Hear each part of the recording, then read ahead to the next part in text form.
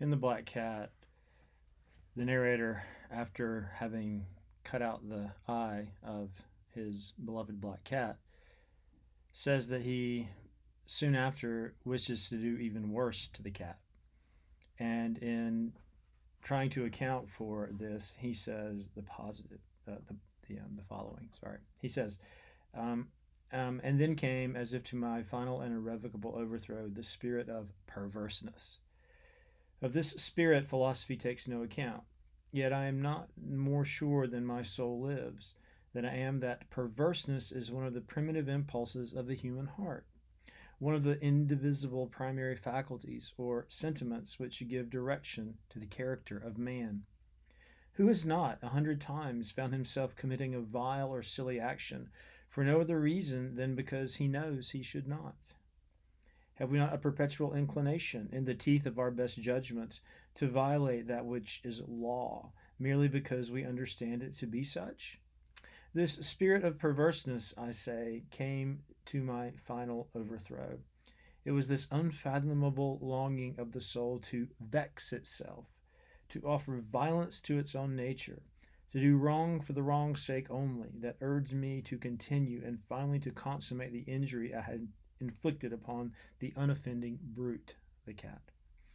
One morning, in cool blood, I slipped a noose about its neck and hung it to the limb of a tree, hung it with tears streaming from my eyes, and with the bitterest remorse at my heart, hung it because I knew that it had loved me, and because I felt it had given me no reason of offense, hung it because I knew that in so doing I was committing a deadly sin that would so jeopardize my immortal soul as to place it, if such a thing were possible, even beyond the reach of the infinite mercy of the most merciful and most terrible God.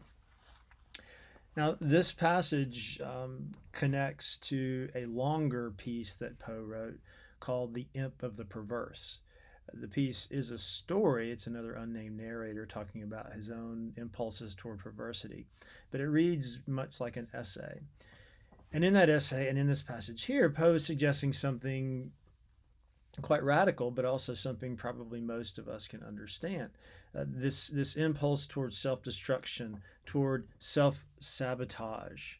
Uh, Probably most of us have felt this in little ways, like when you are looking over a ledge and you could fall a long way if you fell over the ledge. So, of course, you don't want to fall, but yet you also have this yearning to fall at the same time. This would be an example of the imp of the perverse. Or maybe you are at a funeral or another very serious event and you suddenly feel an overwhelming impulse to laugh, would be another. Maybe even you know you have an extremely important deadline to meet for a school project or for taking an exam, and you procrastinate and procrastinate and procrastinate to the point where you make it impossible for yourself to succeed. That would also be an example of the imp of the perverse. But there are, how shall we put it, kind of darker impulses, more serious impulses that might also reflect this particular drive. Have you ever been going down the highway and up ahead you see ambulance, police cars, fire truck, and you know there's been some kind of accident, and often there's the traffic is slowed down. And one reason the traffic is slowed down is because so many people are looking, straining to see the accident, the tragedy, the horror. It's called rubbernecking. Probably any number of us have thought, I'm not going to be the one to look. How dare these people look? And then you just can't help but look. That would be a more serious example of the imp of the perverse.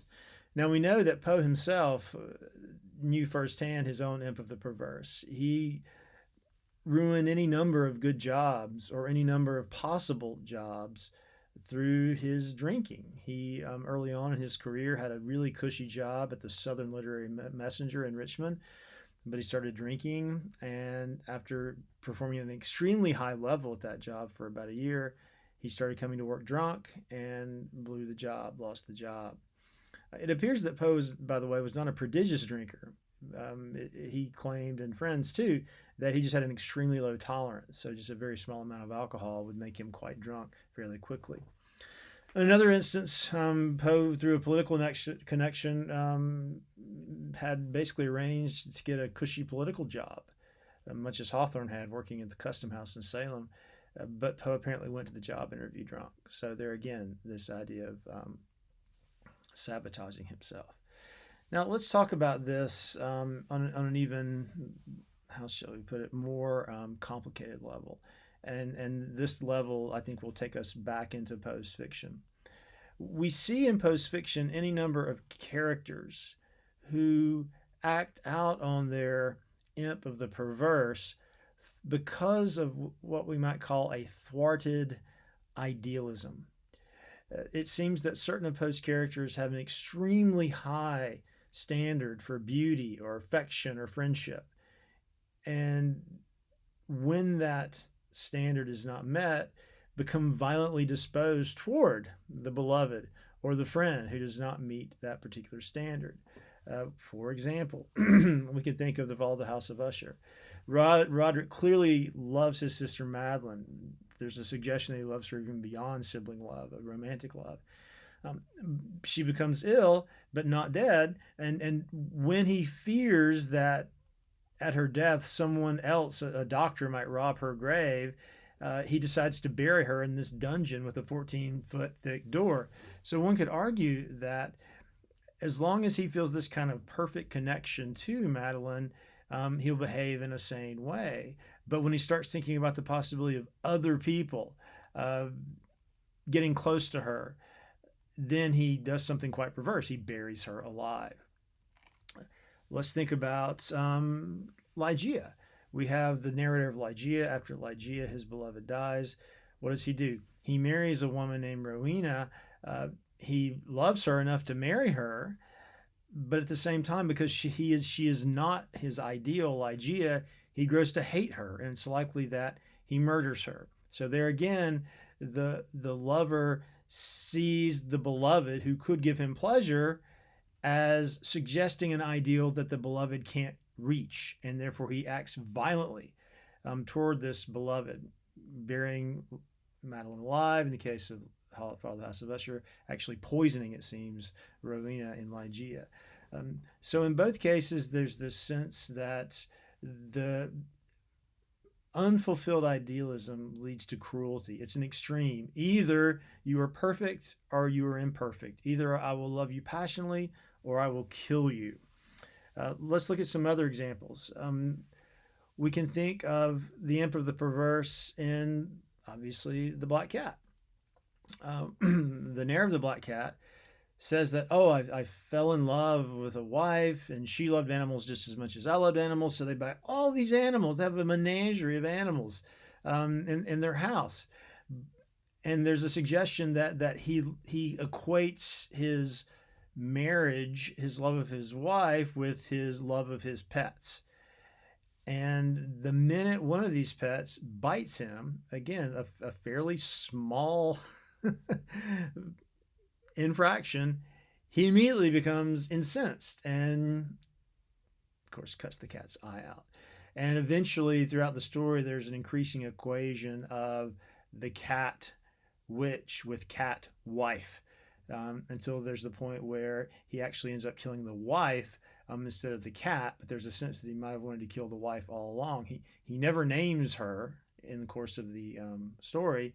And after he does kill her, he shows no remorse whatsoever. So that same dynamic is there. Either perfect harmony or a slight disharmony leads to a murderous passion. And of course, he ends up killing the wife rather remorselessly. Think of the Cask of Amontillado. This is a case not so much of a romantic relationship, but a relationship between friends. The narrator tells us that he's decided to perpetrate this very intricate revenge on his friend Fortunato through an insult. So clearly, Montresor has a very high ideal of friendship. And for the friend to insult him doesn't lead him to say, "Oh, you insulted me, I'll insult you back." It leads him to say, "I will bury you alive." So there's this fallacy of the misplaced middle. Either you're this way or you're that way. So we can begin to see a lot of Poe's stories in this light as his exploring the imp of the perverse, which is this strange logic of the stronger you say yes to something, the more likely you are to say no. And I guess we might put it in our more modern psychological terms by calling the perverse a defense mechanism. If you fall too deeply in love with someone, you feel very vulnerable because this person has power over you. This person, through any gesture, could make you blissfully happy or break your heart. So sometimes we have a defense mechanism by which we will try to distance ourselves from that person to keep from being so vulnerable toward that person. And that can often lead to unfriendly, unjust, cruel, maybe even, God forbid, sometimes violent behavior. So this theme that runs throughout Poe, and we can actually see it in William Wilson, by the way. The William Wilson 2 is constantly undercutting William Wilson 1 and leading him into disastrous results. It's not quite the same sort of romantic intensity we've seen in these other examples, aside from Casa Amontillado, but there is a sense that there's a deep affection between those two characters we learn early on. So that love-hate dynamic is there as well.